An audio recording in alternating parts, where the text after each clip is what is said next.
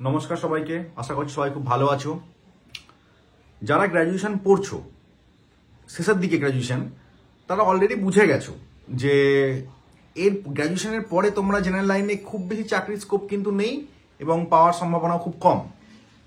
দুটো উপায়, এক, সরকারি চাকরির জন্য প্রস্তুতি নেওয়া শুরু করো, কম্পিটিটিভ এক্সাম যেমন হয় সেগুলোর জন্য, ব্যাংক, রেল ইত্যাদি ইত্যাদি। আর না হলে প্রথমে ব্যাকবোনটাকে স্ট্রং করা দরকার। তাই এমএইচএ অথবা MBA in health care management পড়ো। কেন ব্যাকবোন শক্ত করা দরকার?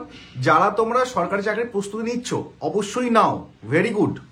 কিন্তু 3 বছর সরকারি চাকরির প্রস্তুতি নিলে গ্র্যাজুয়েশনের পর থেকে, ইনকেস যদি না হয় সেক্ষেত্রে কি 3টে বছর নষ্ট, স্পেশাল কোনো স্কিল তোমরা শিখলে না, প্রাইভেট সেক্টরে জবের ক্ষেত্রেও অর্ধেক আটকে গেল সবকিছু।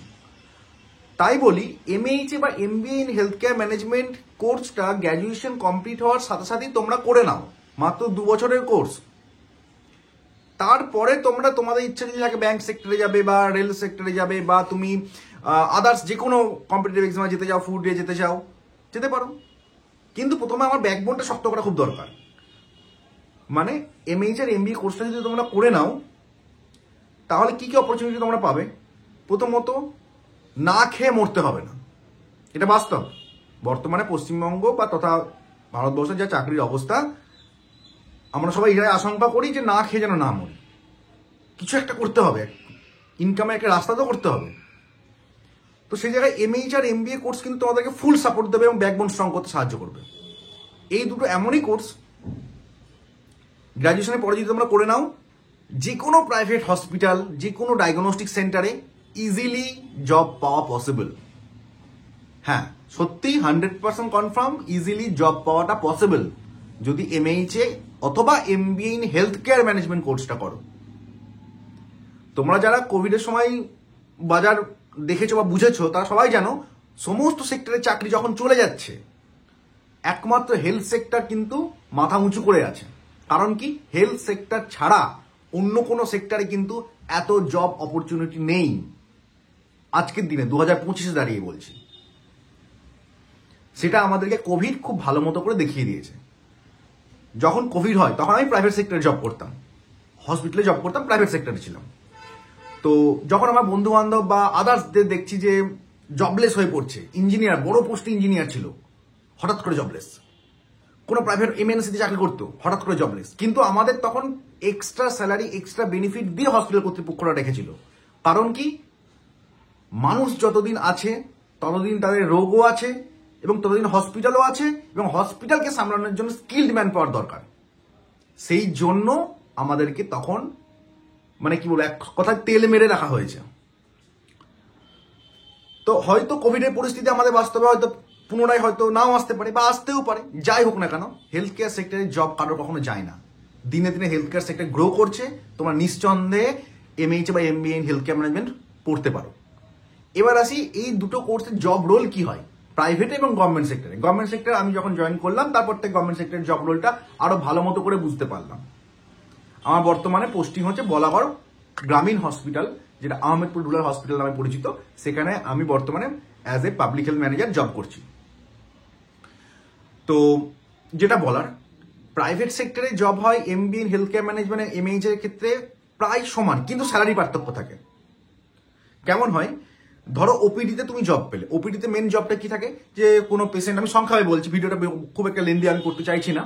আর যাদের প্রয়োজন বিস্তারিত জানার জন্য আমাকে কল করো, অবশ্যই আমি ধরবো এবং তোমাদেরকে ভালো মতো করে বুঝিয়ে দেবো।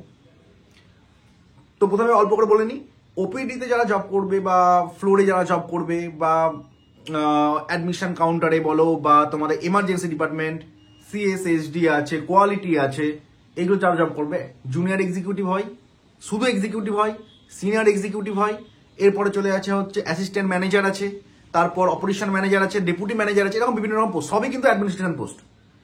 এবার যারা এমএইচএ পাস করে বেরোবে বা এমবিএ পাস করে বেরোবে, সবাই একই জব রোলে যাবে, কিন্তু এমবিএ তে স্যালারিটা একটু বেশি দেওয়া হয়। এমএইচএ তে যদি আমি আজকের মার্কেট ভ্যালু অনুযায়ী ধরি যে 17-18 হাজার টাকা, সেক্ষেত্রে এমবিএ তে মোটামুটি অ্যাপ্রক্স তুমি 20-22-23 এরকম আশা করতে পারবে। সেটা নির্ভর করছে হসপিটাল টু হসপিটাল নির্ভর করছে, বা কোন হসপিটালে তুমি জব করছো সেটা দেখার বিষয়। তো তো ওয়েস্ট বেঙ্গলের মধ্যে টাটা মেডিকেল সেন্টার খুব ভালো, রুবি ভালো, তাছাড়া ফর্টিস ভালো আছে, অ্যাপেলো, মণিপাল, মেডিকা, এগুলো ওয়েল নোন এবং খুব বড় হসপিটাল। মোরাললেস সব জায়গাতে প্রাইভেটে জব রোলটা একই রকম থাকে, ফ্লোরে যে থাকে নামগুলো আলাদা, ফ্লোর এক্সিকিউটিভ হতে পারে, কোনো জায়গায় ফ্লোর ম্যানেজার হতে পারে, এইভাবে নামগুলো চেঞ্জ হয়। বা এমার্জেন্সিতে কেউ করলে হচ্ছে যে এমার্জেন্সি কোঅর্ডিনেটর হতে পারে, কখনো কখনো এমার্জেন্সি এক্সিকিউটিভ হতে পারে, সিনিয়র এক্সিকিউটিভ এমার্জেন্সি হতে পারে, এরকম বিভিন্ন নাম, কিন্তু জব রোলটা মোরাললেস একই। পেশেন্ট আসবে, ফার্স্ট পেশেন্ট আসা থেকে বেরোনো পর্যন্ত পেশেন্টের বিন্দুমাত্র যেন কোনো জায়গায় আটকে না যায় কাজটা, মানে পেশেন্ট কি চাইছে সেই বেসিসে আমাকে অ্যাক্ট করে পেশেন্টকে সার্ভিসটা ফুল আমাকে দিতে হবে, এটা আমার মেন টার্গেট। অবশ্যই তার সঙ্গে হসপিটাল যে থাকে তাকেও, মানে হসপিটালে তুমি যে জব করছো সেখানে তাদের বিজনেসটা গ্রো করতে হবে, দুটো প্রেশার নিয়ে তোমার কাজ করতে হবে। এবং কাজটা সিরিয়াসলি বলছি, যারা একটু পাবলিক স্পিকিং এর দিকে ইন্টারেস্টেড তাদের জন্য অতিরিক্ত ভালো। ম্যান পাওয়ার ডিল করা, নতুন নতুন স্বাস্থ্য সম্পর্কে, শরীর সম্পর্কে নতুন নতুন জানা, অল টাইম এনার্জেটিক ভাবে কাজ করতে হয়। কারণ তোমার সামান্য ভুল কিন্তু একটা পেশেন্টের মৃত্যুর জন্য দায়ী হতে পারে, এটা মাথায় রেখে কাজ করতে হয়। আবার যদি মানে গভর্নমেন্ট সেক্টরে চলে আসি, সেক্ষেত্রে আবার পুরো কাজ আলাদা, কিন্তু পুরো কাজই আলাদা। তোমাকে সেখানে অ্যাসিস্ট্যান্ট সুপার যদি হও, সেক্ষেত্রে তোমাকে হসপিটালে ইনফ্রাস্ট্রাকচার ডেভেলপমেন্ট বা তোমাকে নতুন কোনো প্রোটোকল যদি আমাদের গভর্নমেন্ট অফ ইন্ডিয়া দেয়, সেগুলোকে হসপিটালগুলো, স্টেট জেনারেল হসপিটাল বা ডিস্ট্রিক্ট হসপিটাল ইমপ্লিমেন্ট করা, কোয়ালিটি পার্টটা দেখা। কোয়ালিটি পার্টের জন্য কোয়ালিটি ম্যানেজার যদিও থাকে, তবুও এনকোয়াস বলো, কায়াকাল বলো, এগুলো মেনলি কোয়ালিটি মানে অ্যাসিস্ট্যান্ট সুপারেরও একটা দায়িত্ব থাকে সেগুলোকে ঠিক মতো করে রান করানোর জন্য। আর তার সাথে কোয়ালিটি ম্যানেজার বললামই, ডিস্ট্রিক্ট কনসালট্যান্ট, পাবলিক হেলথ যে থাকে, মানে পাবলিক হেলথের মধ্যে কি পড়ে, dengue, malaria, chikungunya, diarrhoea outbreak, বা তুমি ধরো যে কোনো পাবলিক হেলথ বলতে সিডি এনসিডি দুটো হয়, কমিউনিকেবল ডিজিজ আর হচ্ছে সিডি, এনসিডি মানে হচ্ছে নন কমিউনিকেবল ডিজিজ।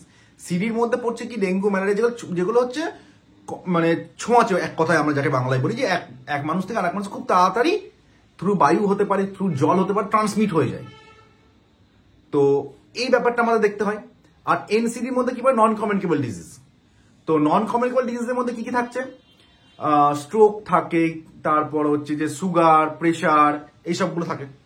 এগুলোকে কন্ট্রোল করা, এগুলো যাতে আমরা আইডেন্টিফিকেশনটা খুব তাড়াতাড়ি করতে পারি, সেই পার্টগুলো দেখা হয়। এগুলো পাবলিক হেলথের কাজ। পাবলিক হেলথ ডিপার্টমেন্টে যারা আছে তারা এই কাজগুলোর উপরে মেনলি ফোকাস করে কাজ করে। আমি ছোট করে বলে রাখলাম। আর ভালো কলেজ, দুটো কথা বলে দিই, ওয়েস্ট বেঙ্গলে ম্যাকআউট ইউনিভার্সিটি আন্ডারে, অবশ্যই ম্যাকআউট ইউনিভার্সিটি আন্ডারে পড়বে। কেন? ওয়েস্ট বেঙ্গল হেলথ ইউনিভার্সিটিও আছে, ওয়েস্ট বেঙ্গল হেলথ ইউনিভার্সিটি আর ম্যাকআউট ইউনিভার্সিটি, এই দুটো হচ্ছে আমাদের গভর্নমেন্ট ইউনিভার্সিটি। এর বাইরে তোমরা যাবে না, এইটা মাথায় রেখে কাজ করতে হবে তোমাদেরকে। এর বাইরে তোমরা যাবে না। প্রাইভেট যেসব ইউনিভার্সিটিগুলো আছে, আমি নাম নেবো না, প্রাইভেট যেসব ইউনিভার্সিটিগুলো আছে সেগুলোতে পড়া বর্তমানে খুব একটা ভালো হবে না বা ভালো হচ্ছে না, অনেক স্ক্যাম হচ্ছে। তার থেকে ম্যাকআউট ইউনিভার্সিটি অথবা ওয়েস্ট বেঙ্গল হেলথ ইউনিভার্সিটি আন্ডারে যে কোনো প্রাইভেট কলেজ থেকে তুমি পড়ো। এবার ওয়েস্ট বেঙ্গল হেলথ ইউনিভার্সিটি আর ম্যাকআউট ইউনিভার্সিটির মধ্যে যদি বলো তুমি, তাহলে MAKAUT university one of the best. কেন? কারণ 2 বছরের কোর্স, 2 বছরের মধ্যে ম্যাকআউট ইউনিভার্সিটি কমপ্লিট করাই, প্লাস ম্যাকআউট ইউনিভার্সিটির আন্ডারে যে কটা কলেজগুলো আছে ভালো ভালো, কিছু খারাপ কলেজও আছে, ম্যাক্সিমাম যেসব করে ভালো কলেজ আছে তারা খুব ভালো প্লেসমেন্ট এবং গ্যারেন্টি সহকারে প্লেসমেন্ট দেয়।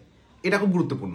আর কি হয়, নাম্বার পার্সেন্টেজটা খুব ভালো আসে ম্যাকআউটে, যেটা কিন্তু ওয়েস্ট বেঙ্গল হেলথ ইউনিভার্সিটি আন্ডারে পড়লে চট করে ভালো নাম্বার পার্সেন্টেজ পাওয়াটা খুব টাফ, বা পাওয়া যায়ই না বলতে পারে। সেই জায়গায় ম্যাকআউট ইউনিভার্সিটির স্টুডেন্টরা কিন্তু একটু যদি ঠিক মতো করে পড়াশোনা করে, ওরা কিন্তু ভালো নাম্বার পেয়ে যাচ্ছে। 85%, 90% কাছাকাছি নাম্বার কিন্তু ম্যাকআউট ইউনিভার্সিটি ইজিলি উঠে যায়।